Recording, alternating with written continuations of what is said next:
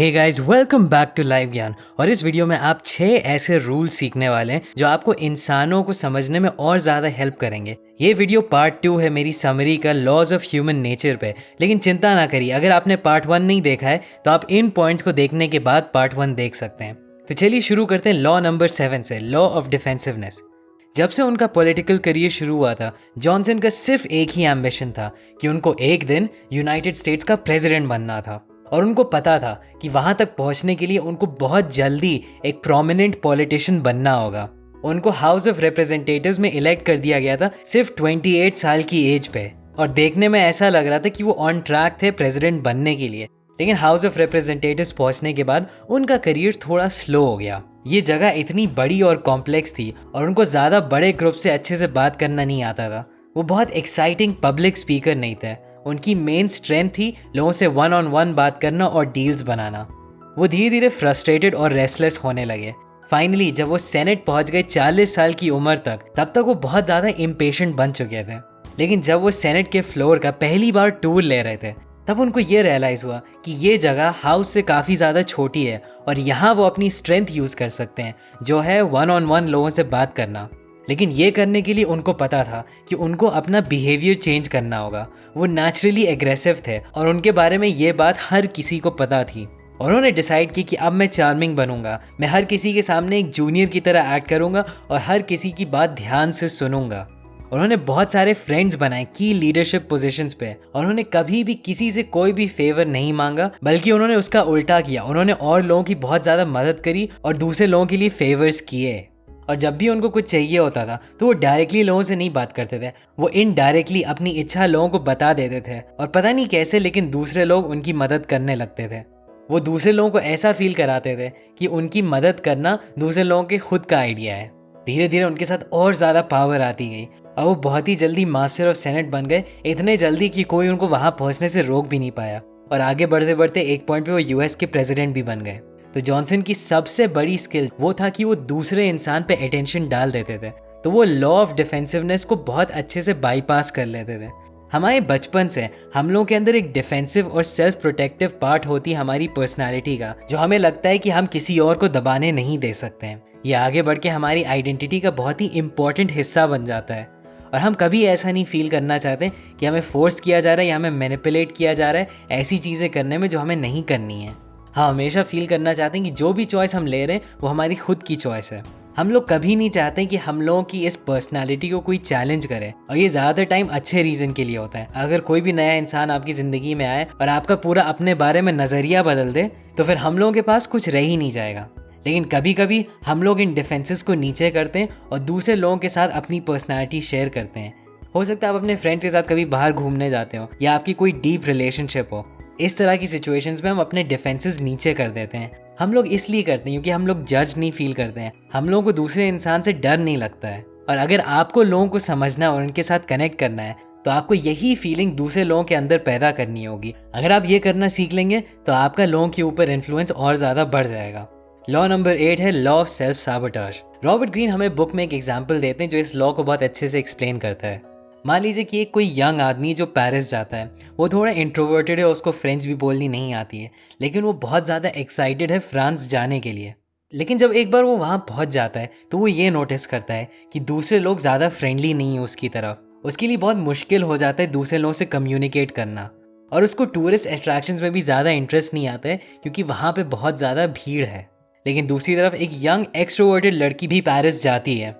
वो और ज़्यादा एक्सट्रोवर्टेड है, तो उसको फ़र्क नहीं पड़ता है कि लोग ज़्यादा फ्रेंडली नहीं है क्योंकि वो कहीं भी अपने दोस्त बना लेती है। उसको फ्रेंच लैंग्वेज बहुत पसंद है और वो कोशिश करती रहती है कि वो धीरे धीरे फ्रेंच सीख जाए। उसको टूरिस्ट अट्रैक्शंस पे जाना भी पसंद है क्योंकि उसको भीड़ से कोई भी प्रॉब्लम नहीं है। अब आप देख सकते हैं कि इन दोनों लोगों का सेम शहर का एकदम अलग अलग एक्सपीरियंस हुआ। उस आदमी के एटीट्यूड की वजह से उसका एक्सपीरियंस और बुरा हो गया। शहर से कोई लेना देना नहीं था। तो इसी तरीके से हम लोगों को कभी भी अंडर एस्टिमेट नहीं करना चाहिए कि हमारा एटीट्यूड कितना पावरफुल होता है हमारी लाइफ पे और हमारे एक्सपीरियंसेस पे। तो हमेशा हमें एक ऐसा एटीट्यूड बनाना चाहिए जो हमें ज़िंदगी में मदद करेगा। और हाँ, हो सकता है हम लोग इस पॉइंट को कुछ ज़्यादा ही बढ़ा चढ़ा के बोल दें, लेकिन ये एग्जैजरेशन हमारे लिए काफ़ी यूज़फुल होता है क्योंकि इससे एक पॉजिटिव अपवर्ड स्पाइरल बन जाता है जिससे आपकी लाइफ बस इम्प्रूव होती चली जाती है। लॉ नंबर 9 है द लॉ ऑफ रिप्रेशन। इंसानों को बोला जाता है कि वो सोशल एनिमल्स हैं और बहुत जल्दी हम लोग सीख लेते हैं कि कुछ इमोशंस होते हैं जो एक्सेप्टेबल होते हैं लोगों को दिखाने के लिए, और कुछ इमोशंस हमें लोगों को नहीं दिखाने चाहिए। तो देखने को तो बाहर हम लोग बहुत अच्छे और पोलाइट इंसान दिखते हैं, लेकिन काफ़ी बार लोगों के अंदर बहुत सारी दबी हुई चीज़ें होती हैं उनकी पर्सनालिटी की। कार्ल यूंग जो बहुत फेमस साइकोलॉजिस्ट हैं, इस पार्ट को बोलते हैं हमारी शैडो। अब क्योंकि ये चीज़ इतनी दबी होती है, ज़्यादातर लोगों को पता भी नहीं होता है कि ये एग्जिस्ट करती है। हो सकता है इस दबे हुए पर्सनालिटी का आपको कभी कभी झलक दिख जाए जब कोई बहुत ज़्यादा गुस्से में हो या कोई बहुत ज़्यादा इमोशनल हो। रॉबर्ट ग्रीन हमें बताते हैं कि अगर हमें एक ऑथेंटिक इंसान बनना है तो हमें सीखना होगा कि इस शैडो को हम अपनी बाकी पर्सनालिटी से कैसे जोड़ सकते हैं। अब ये कैसे करना है ये इस वीडियो में समझाने में बहुत लंबा हो जाएगा, लेकिन आपको बस ये पता होना चाहिए कि एक ऑथेंटिक इंसान बनना सबसे बेस्ट तरीका है लोगों को अपनी तरफ सच में अट्रैक्ट करने का और अपनी पर्सनालिटी को और बेहतर बनाने का। लॉ नंबर 10 है लॉ ऑफ एनवी। मेरी शेली जो ऑथर है फेमस हॉरर बुक फ्रैंकेनस्टाइन की, एक पॉइंट पे उनकी जिंदगी एकदम परफेक्ट दिखती थी। उनका एक बहुत अच्छा हस्बैंड था जो पोएट था, उनके 2 बच्चे थे और उनके पेरेंट्स के पास बहुत ज़्यादा पैसे भी थे। एक पॉइंट पे शेली और उनके हस्बैंड ने डिसाइड किया कि वो इटली जाके सेटल होंगे पीसा नाम के शहर में। अब उनके साथ ट्रेजेडी भी ये हो गई कि उनके जो 2 छोटे बच्चे थे वो बहुत जल्दी मर गए। कुछ सालों बाद पीसा में एक इंग्लिश कपल आए जिनका नाम था जेन एंड एडवर्ड विलियम्स, और वो लोग बहुत खुश हुए मेरी शेली और उसके हस्बैंड से मिलकर।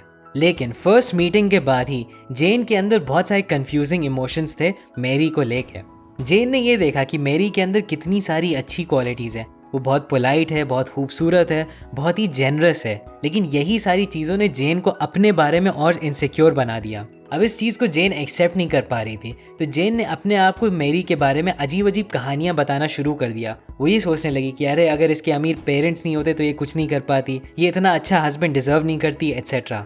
उसने मेरी के हस्बैंड को भी अट्रैक्ट करने की कोशिश करी, क्योंकि जो भी मेरी के पास था वो जेन अपने पास करना चाहती थी। एक टाइम उन दोनों के हस्बैंड साथ में एक ट्रिप पे जा रहे थे और उन दोनों की डेथ हो गई। उसके बाद जेन और ज़्यादा बुरी अफवाहें फैलाने लगी मेरी और उसके हस्बैंड के रिलेशनशिप के बारे में।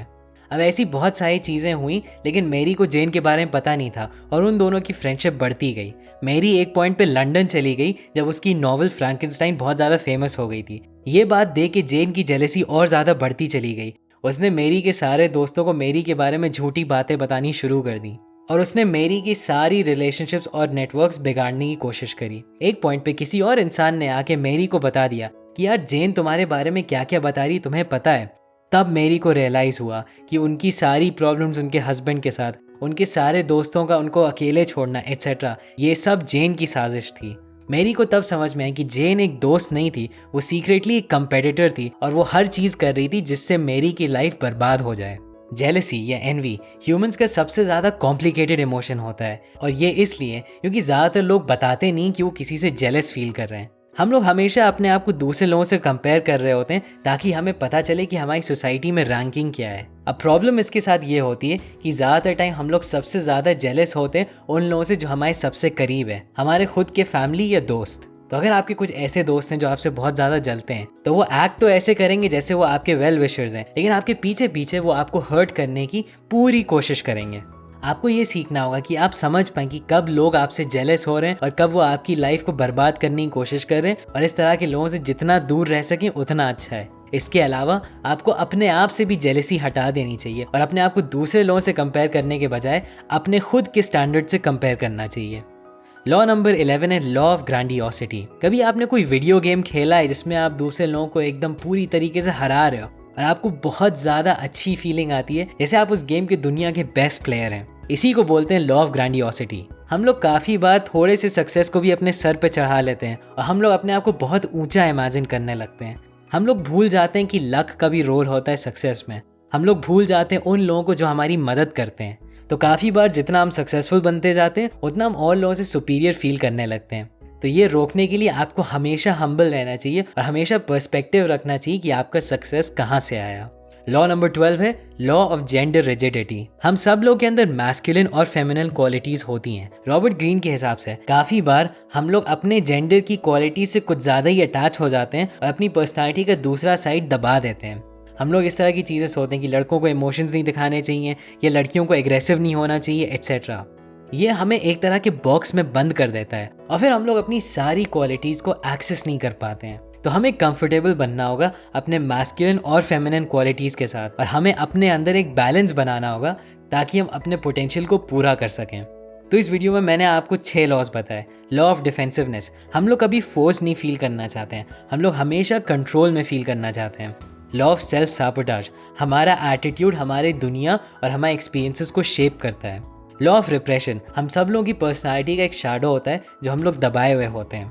लॉ ऑफ एनवी, जो लोग आपके सबसे ज़्यादा पास होते हैं काफ़ी बार वही आपसे सबसे ज़्यादा जेलस हो सकते हैं। लॉ ऑफ ग्रैंडियोसिटी, हम लोग अपने आप को और ज़्यादा इंपॉर्टेंट सोचने लगते हैं जितना शायद हम हो ना। और लॉ ऑफ जेंडर रिजिडिटी, हम लोग काफ़ी बार जेंडर रोल्स में फंस जाते हैं। अब इस बुक के 6 और लॉज हैं, तो ज़रूर सब्सक्राइब करिएगा और बेल आइकन पे क्लिक करके ऑल नोटिफिकेशंस को क्लिक करिएगा ताकि जब मैं पार्ट 3 रिलीज़ करूँ तो आपको पता चल जाए। आपके स्क्रीन पे पार्ट 1 का लिंक भी आ गया होगा, तो उसको ज़रूर देखिएगा। और अभी के लिए बस इतना ही। Thanks for watching.